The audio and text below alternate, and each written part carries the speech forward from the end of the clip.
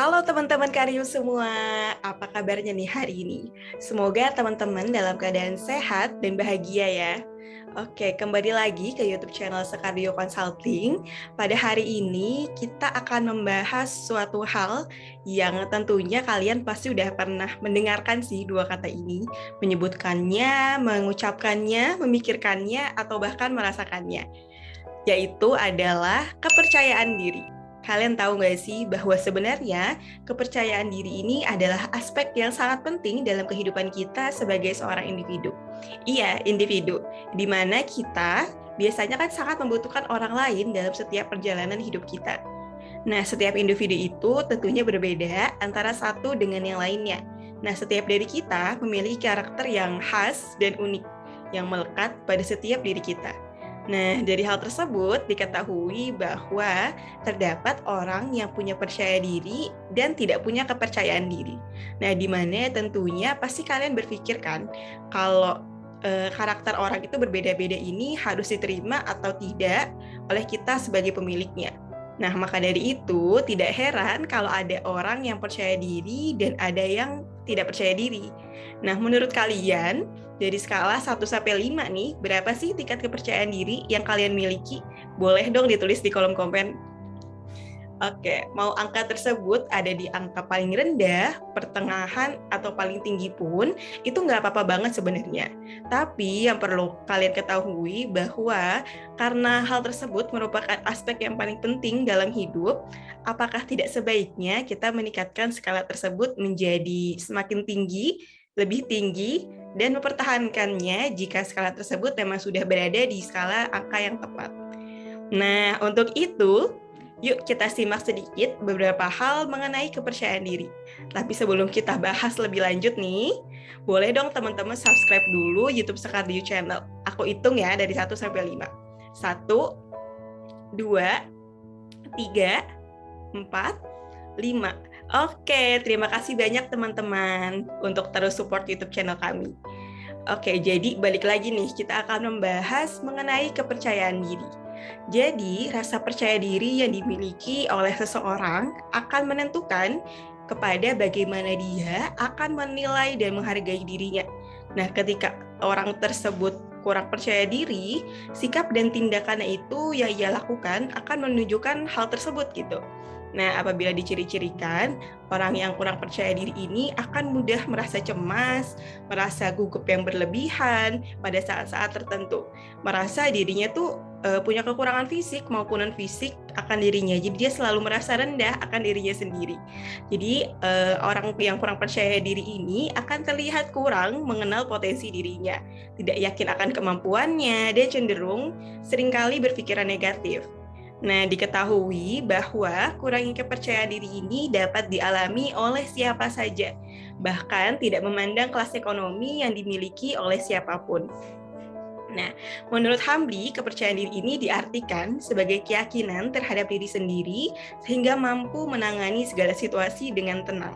Selain itu, ditambahkan pula nih oleh Anthony bahwa sebenarnya kepercayaan diri ini merupakan sikap pada seseorang yang dapat menerima kenyataan terhadap dirinya sendiri, mengembangkan kesadaran diri, berpikir positif, memiliki kemandirian, dan mempunyai kemampuan untuk memiliki sesuatu yang sebenarnya dia inginkan. Nah, topik mengenai kepercayaan diri ini akan lebih banyak berkaitan dengan hubungan seseorang terhadap orang lain yang ada di sekitarnya. Faktor internalnya, di mana seseorang itu akan merasa tidak inferior di hadapan siapapun dan merasa canggung apabila berhadapan dengan banyak orang. Kepercayaan diri ini akan dijelaskan atau didukung oleh dua faktor yang saling berhubungan. Yang pertama ada faktor internal, dan yang kedua ada faktor eksternal. Pada faktor internal antara lain konsep diri, harga diri, kondisi fisik, dan pengalaman hidup. Sedangkan pada faktor eksternal antara lain pekerjaan, serta lingkungan luar yang ada di sekitarnya. Nah, dari faktor-faktor ini bisa diketahui nih bahwa terdapat loh beberapa cara untuk meningkatkan kepercayaan diri. Jadi ada 3 hal yang bisa meningkatkan kepercayaan diri. Pertama, meningkatkan konsep diri. Konsep diri jadi merupakan pandangan dan sifat individu terhadap diri sendiri Yang kedua, meningkatkan kemampuan untuk berinteraksi dengan orang lain. Yang ketiga, meningkatkan kemampuan diri. Nah, beberapa cara ini ya secara umum tentunya dapat ditanamkan terlebih dahulu. Akan tetapi, tentunya kalian mungkin akan memerlukan hal yang lebih rinci dalam kehidupan sehari-hari yang bisa dilakukan secara nyata dalam meningkatkan kepercayaan diri yang kalian miliki. Ada apa aja? Disimak ya. Jadi antara lain, pertama, menghadapi tantangan dan ketakutan sehari-hari. Conquer your fears merupakan jargon yang sering dipakai oleh motivator dalam seminar mereka. Dikatakan bahwa seolah-olah kita bisa nih menghadapi rasa takut dan rasa cemas dengan melawannya. Menariknya, hal ini tuh juga didukung oleh riset psikologi dari UCLA. Jadi dalam riset tersebut dijelaskan bahwa dengan kita mencoba menyadari bahwa hal-hal yang kita takuti ini ternyata tidak seburuk itu dengan apa yang selama ini kita bayangkan. Pada kenyataannya, hal yang ada di lapangan itu tidak seburuk yang kita pikirkan. Beberapa kondisi-kondisi atau situasi yang menakutkan itu tidak selamanya seperti apa yang kita bayangkan. Jadi kenapa sih kita nggak mulai untuk mencoba gitu kan? Yang kedua, kita bisa membiasakan diri dengan kegagalan dan penolakan.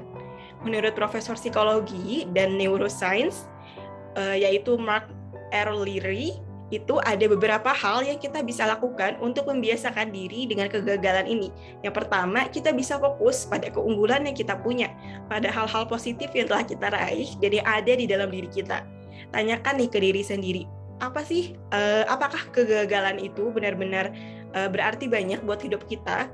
Bukankah sudah banyak hal-hal baik yang telah terjadi dalam hidup kita dan yang telah kita lalui gitu. Terus kita harus mengingat kalau penolakan ini seringkali tidak bersifat personal. Selanjutnya kita bisa mengasumsikan hal yang terbaik, bukan hal yang terburuk.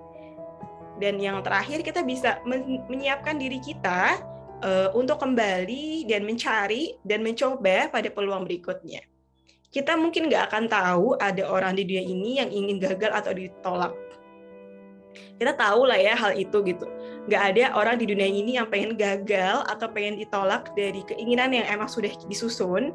Nah, kemampuan seseorang untuk bangkit dari penolakan dan kegagalan ini dapat didukung oleh kepercayaan diri yang dimiliki oleh individu tersebut. Selanjutnya, setelah kita sudah membiasakan diri dengan kegagalan dan penolakan, kita bisa membuat list atau daftar. Aktivitas ini dapat kalian lakukan dengan mencatat daftar pencapaian dan keunggulan diri kalian, di mana yang semakin harinya kalian bisa termotivasi nih untuk mengisi list-list tersebut, dan secara tidak langsung kalian akan merasa bahwa diri kalian semakin berkembang. Selanjutnya, kita bisa mencari lingkungan teman yang suportif. Hal ini juga termasuk ke dalam hal yang penting, karena lingkungan pertemanan ini dapat merupakan cerminan bagi diri kalian masing-masing. Lingkaran pertemanan yang positif sebisa mungkin harus kalian miliki agar dapat menjadi penyemangat dan dapat membantu kalian secara psikologis, fisik, atau bahkan finansial. Nah, sekarang saatnya bagi kalian untuk mulai menghindari pertemanan yang negatif. Selanjutnya adalah berolahraga secara teratur. Nah, olahraga ini selalu hadir sebagai solusi termudah bagi banyak masalah psikologis. Ada kaitannya dengan endorfin lah, atau hal-hal yang ada di dalam diri kita. Kemudian ada serotonin dan berbagai senyawa lainnya yang membuat seseorang akan merasa lebih baik dan percaya diri. Naiki kepercayaan diri ini merupakan efek samping dari perubahan body image yang mengubah cara pandang kita terhadap diri kita sendiri. Nah, setelah mendengar beberapa penjelasan yang sudah saya jelaskan sebelumnya, gimana nih menurut kalian? Susah nggak sih? Ya enggak lah ya. Pastinya jika kalian berusaha dan menjalankannya dengan senang hati, pasti nggak akan terasa sulit.